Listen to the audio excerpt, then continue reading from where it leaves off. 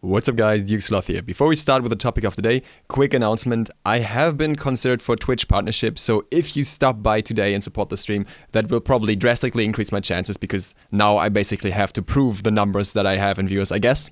At least that's how I understand it. So feel free to stop by on Twitch TV/DukeSloth and support me.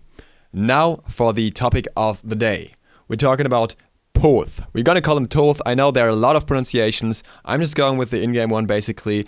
I may mistake it a few times down the road, but well, we're sticking with this one because there are too many.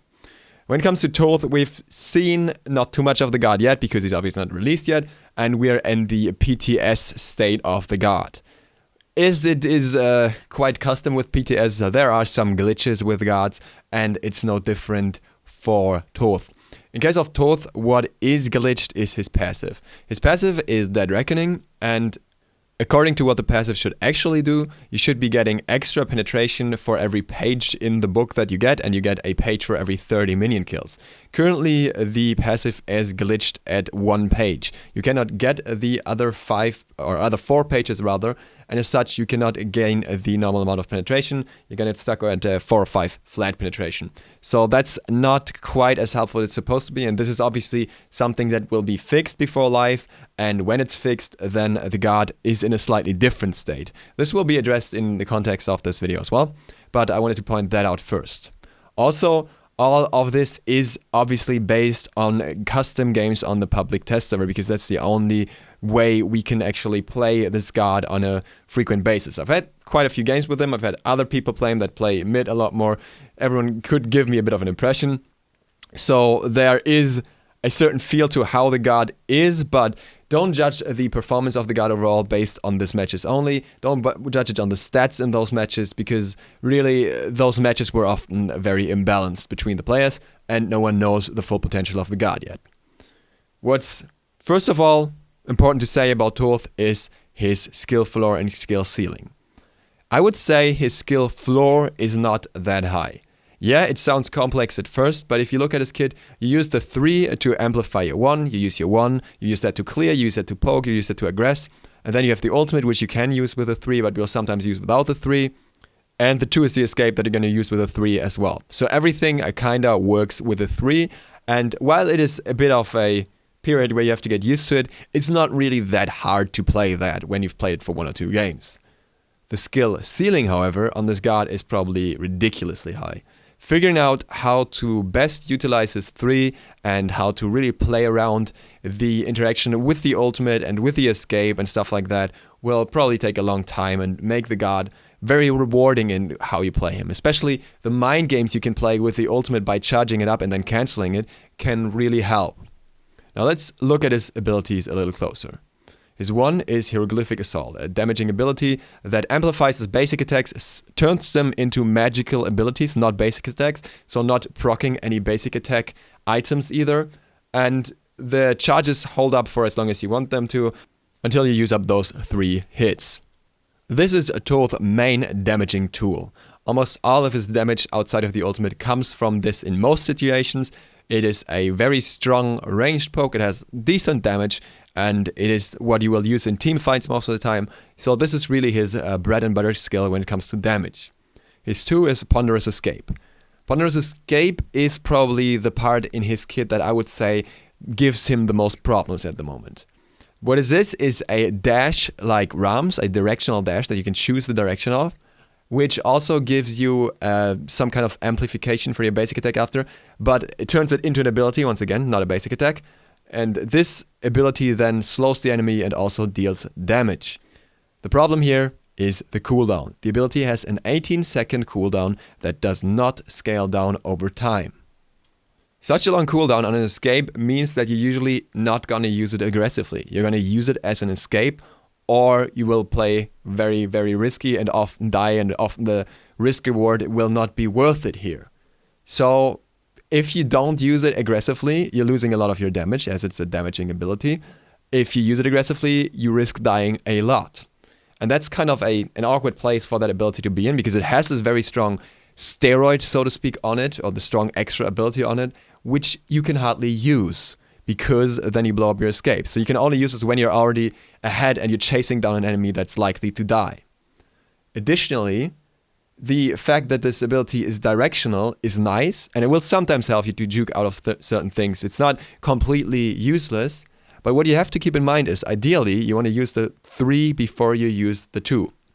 You want to use the wall or the Glyph of Pain before you use your escape, because then the escape has a longer range. And that kind of makes the whole directional part a bit unimportant, simply because you're gonna use the direction that the portal is placed in, which is always gonna be forward if you place them right after each other, or the wall is placed in.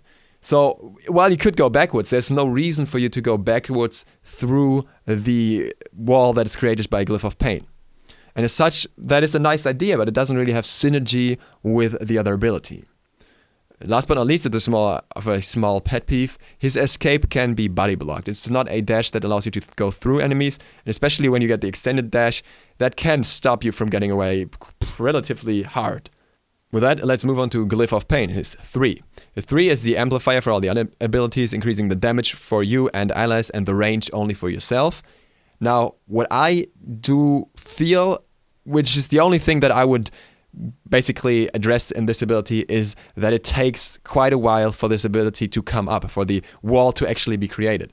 What we tried in the games was to use his ultimate and then put down the portal afterwards to accelerate or to extend the range of the ultimate with it, and it's not possible because the ultimate goes off and the wall comes up much later, no matter how fast you cast it.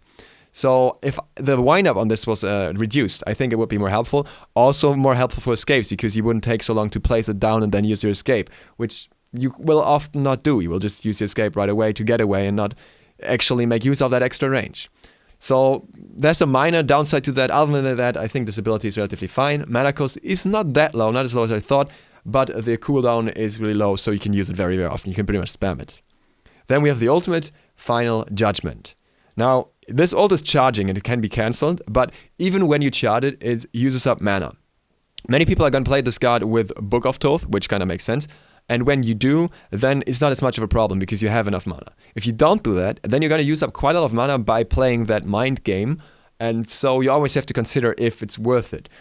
I don't know if I like this. I feel like maybe this ability would have been fine without the mana cost either, but that's just more of a debatable point. Now for the overall impression of Thoth. Looking at these abilities, there's one thing that's very obvious to me. He needs a lot of different kinds of items to be really effective. At the moment, you even need pen boots. That is going to be fixed, but eventually you'll be able to get the cooldown boots, which makes them significantly better in my opinion. You're going to have more mana, which works better for Book of Thoth. You're going to have more cooldown reduction, and that all works in the favor of his kit. So that's going to make him stronger, and we can't really tell how strong he is when that happens. Additionally, he needs cooldown reduction on top of that, especially for the escape. If you want to use the escape anywhere near aggressively, you need extra cooldown reduction. And additionally, you need a lot of power, because you only really have your 1 and your ultimate as damaging abilities that you can use on a regular basis, and only the 1 is one that you will use often or multiple times in a fight, because your ultimate is used and then it has a long cooldown. So you'll have to have a lot of power behind the 1. Maybe the scaling on the 1 could be increased as well. I don't know about that. It's a risky call because the 1 is not weak and it gives you early clear, but at the moment it's on 75% scaling in total, which is not a crazy number for a mage. So that all factors into it. And then you also have items like Gem of Isolation, Book of Thoth, which I think is almost core on him because of the power. And then you have Soul Reaver, and you probably want a Rod of Tahuti as well. Maybe you want some defensive and survivability items. And all that adds up to a lot of kind of mandatory items, which many other mages don't have to the same extent. It's like many mages don't need cooldown reduction as desperately as Thoth needs it, if he wants to be anywhere near effective in team fights and such in later stages of the game. Thoth has an excellent early game. He comes online after a while. He doesn't have the crazy early clear, but a really strong early clear at a certain point. He's got a really safe clear. He's got really good plays around if you play well with his positioning. He's got good wall snipes. So he feels nice to play, I would say. He just has some issues, especially around the escape and some of the delays on abilities and that kind of stuff, and maybe the scaling, that make him a little awkward. At the same time, we have the ultimate, which I think it can be really well played. It's very telegraphed, but if you play it right with CC and stuff like that, it can be really good. But it can also be kind of lackluster. It can literally go from, oh, that was just a little bit of damage, to nearly one shooting someone or one shooting someone. And maybe that needs a bit more of a adjustment in terms of what is the lowest damage that it offers and also the highest damage that it offers. That's it for this video. Thank you guys for watching. Let me know about your opinion on the god in the comments down below. Once again, please support my stream today if you can, and on Monday and Tuesday. Other than that, see you all in the next video tomorrow. DukeSloth, out.